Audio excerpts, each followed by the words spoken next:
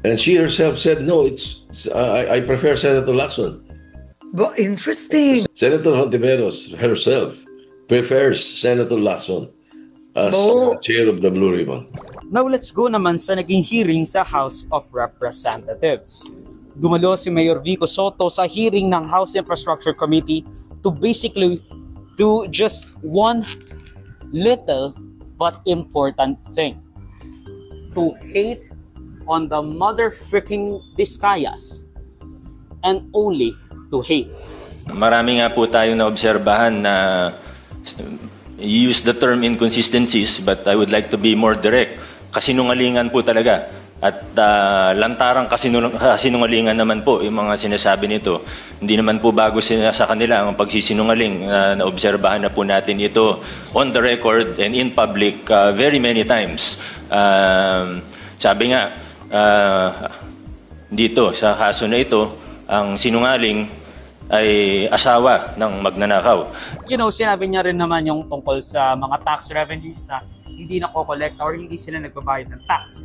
But that's besides the point. Even though naka 100 plus billion revenue na sila base sa mga kontrata ng gobyerno. Sinabi niya pa nga sa mga posts na we shouldn't believe the Vizcayas with whatever they're saying.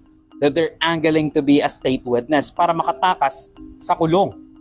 Na hindi raw katiwa-tiwala ang mga testimonya ni Sara Diskaya at Curly Pacifico Diskaya dahil sa same breath, sinabi nilang multi-billionaire na sila, umaabot sa 10 billion daw. While also saying na 2 to 3% lang ang kita nila and pinsan sa mga flood control projects, lugi pa raw sila.